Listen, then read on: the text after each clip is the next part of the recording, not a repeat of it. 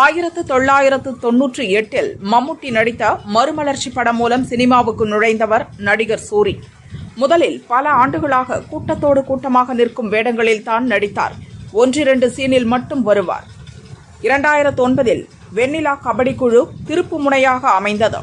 பரோட்டா சாப்பிடும் போட்டியில் கலக்கி இருப்பார். எல்லா கோட்டையும் அழிங்க, முதல்ல இருந்து சாப்பிட்றேன் என அவர் கூறும் காமெடி சீன் மிகப்பெரிய ஹிட்டானது. அதன் பிறகு பரோட்டா சூரியாக மாறி முன்னணி நகைச்சுவை நடிகரானார்.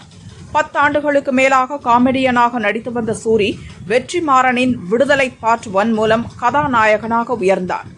கருடன், விடுதலை பார்ட் 3, மாமன் என அடுத்தடுத்த படங்கள் வெற்றி பெற்றதால் தமிழ் கதாநாயகர்கள் வரிசையில் தனக்கென ஒரு இடத்தை பிடித்தார்.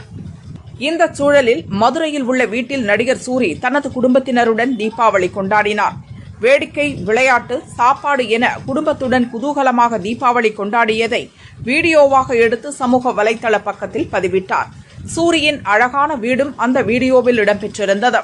அந்த பதிவை பார்த்த ஒரு நெட்டிசன், திண்ணையில கிடந்தவனுக்கு திடுக்குன்னு வந்துச்சாம் வாழ்க்கை என கிண்டலாக ஒரு பதிவை போட்டிருந்தார். அதை பார்த்த சூரி தன்னை கிண்டலடித்த அந்த நபருக்கு பதில் கொடுத்துள்ளார். திண்ணையில் இல்லை நண்பா, பல நாட்களும் இரவுகளும் ரோட்டில் தான் இருந்தவன் நான். அந்த பாதைகள் தான் எனக்கு வாழ்க்கையின் உண்மையையும் மதிப்பையும் கற்றுத் தந்தது.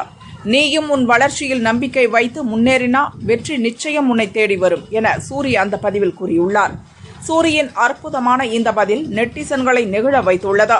தன்னை இகழ்ந்த நபர் மீது வெறுப்பை கக்காமல் அற்புதமான வாழ்க்கை தத்துவத்தை போதித்த சூரியின் பொறுமையை பாராட்டி தள்ளுகிறார்கள்.